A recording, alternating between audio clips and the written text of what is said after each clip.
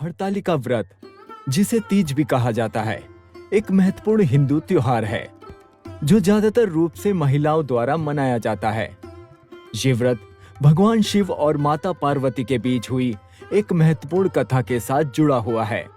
इस पर्व को मनाने का मुख्य कारण भगवान शिव और माता पार्वती का आशीर्वाद प्राप्त करना और सुख शांति की प्राप्ति करना है। धार्मिक सागा पर स्वागत है। आइए हम आपको ले जाते हैं एक रोमांचक और धार्मिक यात्रा पर, जहां हम मनाएंगे हरतालिका तीज का अद्वितीय त्योहार।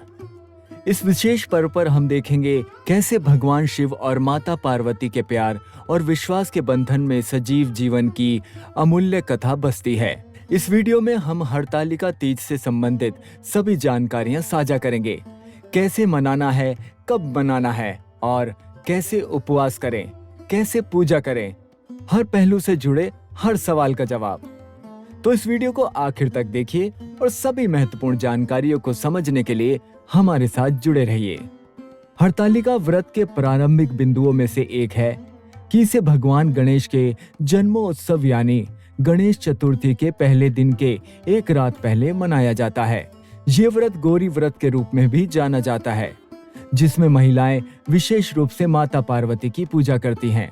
व्रत की शुरुआत बड़े धूमधाम से होती है, जिसमें महिलाएं हरिद्वार, ऋषिकेश या अन्य तीर्थ स्थलों के जल से नहाती हैं और व्रत की शुरुआत करती हैं।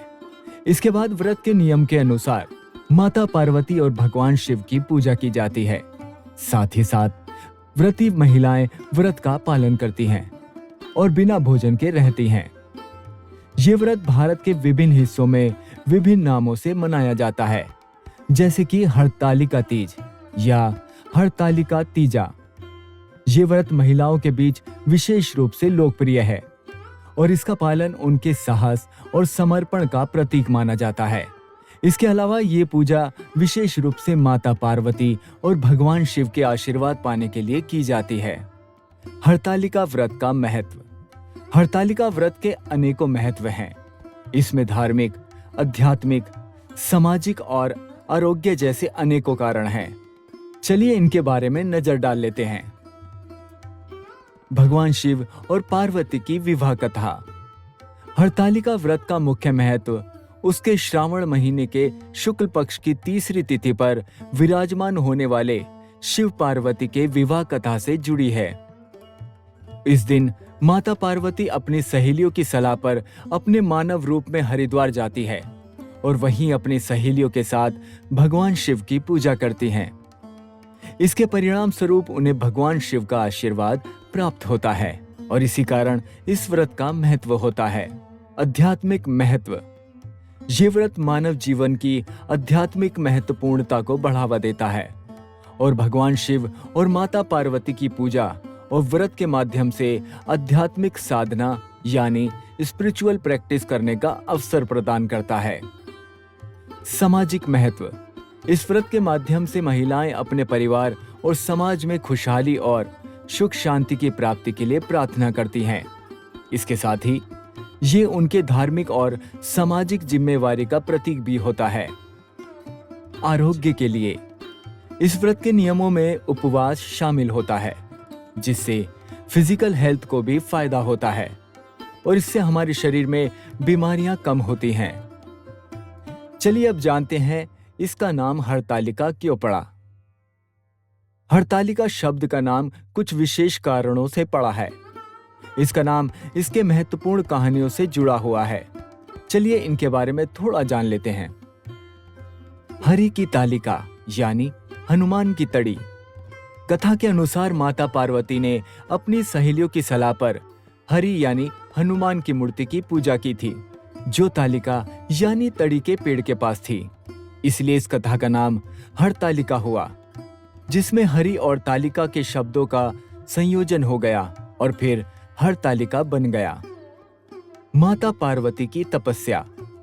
इस कथा में माता पार्वती ने तपस्या करके भगवान शिव को प्राप्त करने की इच्छा की थी और इसके लिए माता पार्वती ने प्राणी व्रत को मानने के लिए तालिका के पेड़ के पास गई थी। तीज त्योहार। हरतालिका व्रत को विशेष रूप से तीज भी कहा जाता है, जिसका मतलब होता है तीसरी। इस व्रत का पालन श्रावण मास की शुक्ल पक्ष की तीसरी तिथि को किया जाता है। इस प्रकार हरतालिका नाम कथा से पड़ा है और ये व्रत का महत्व और साथ ही साथ सांस्कृतिक महत्व भी दर्शाता है। हरतालिका तीज व्रत नियम। हरतालिका तीज व्रत को मानने के लिए कुछ नियमों का पालन करना जरूरी होता है। हरतालिका तीज व्रत के मुख्य नियम हैं। 1. उपवास यानी व्रत। हरतालिका तीज व्रत का सबसे महत्वपूर्ण नियम है उपवास, जिसमें व्रती विशेष आहार का पालन करते हैं। ये उपवास सूखी बिंदी, फल, दूध, दही, अनाज और अल्कोहल की सामग्री का निषेध करता है। उपवास के दौरान व्रती एक ही बार भोजन करते हैं और ये भोजन शाम के समय करते हैं। 2. महिलाएं करती हैं व्रत। हरतालिका तीज व्रत को अधिकांश महिलाएं ही करती हैं, जबकि पुरुष भी इसके दौरान उपवास कर सकते हैं। 3. व्रती का पूजा अर्चना। हरतालिका तीज के दिन व्रती भगवान शिव और माता पार्वती की पूजा करते हैं। इसके साथ ही व्रती तालाब या नदी के किनारे जाकर नहाते हैं और फिर व्रत की पूजा का आयोजन करते हैं। 4. व्रती की व्रत कथा का सुनाना।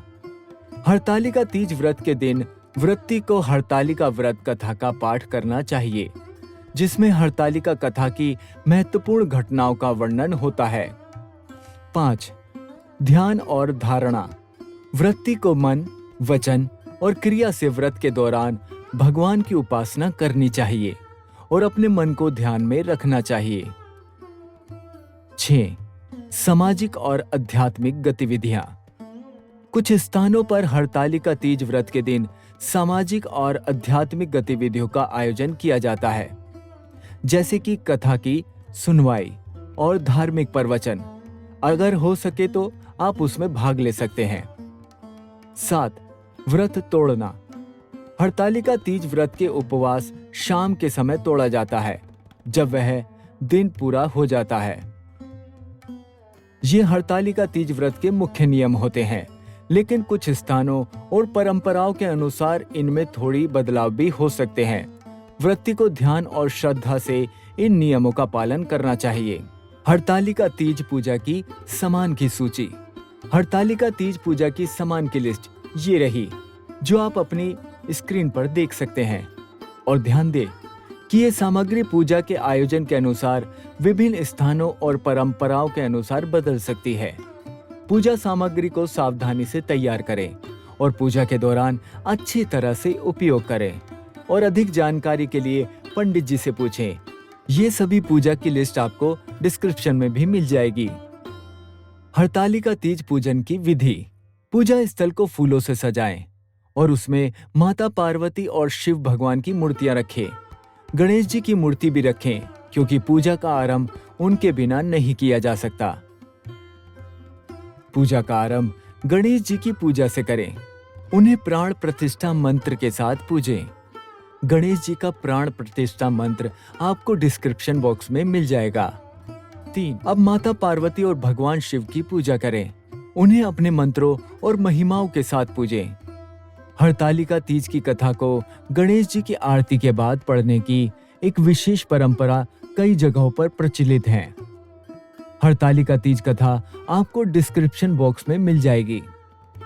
माता पार्वती और भगवान शिव की पूजा के बाद आरती उतारें और पूजा स्थल के चारों ओर प्रदक्षिणा करें। भगवान शिव, गणेश और माता पार्वती की आरती की वीडियो का लिंक आपको डिस्क्रिप्शन बॉक्स में मिल जाएगा और आप इन वीडियोस के लिंक्स को अपनी स्क्रीन पे भी देख सकते हैं। पूजा के बाद व्रती के लिए प्रसाद तैयार करें, जैसे कि पंचामृत, फल, व्रती की पसंदीदा व्यंजन और विशेष तरीके से बनाया गया खाना। व्रती को पूजा के बाद उपवास तोड़ने के लिए उद्धारण करें और उन्हें प्रसाद और व्रती सामग्री के साथ खिलाएं। पूजा के दौरान माता पार्वती और भगवान शिव की मूर्तियों के सामने ध्यान और श्रद्धा के साथ बैठें। मंत्र जाप करें और अपनी पूजा के महत्व को समझें। आरती गाएं और दीपक को पूजा स्थल के चारों ओर घुमाएं।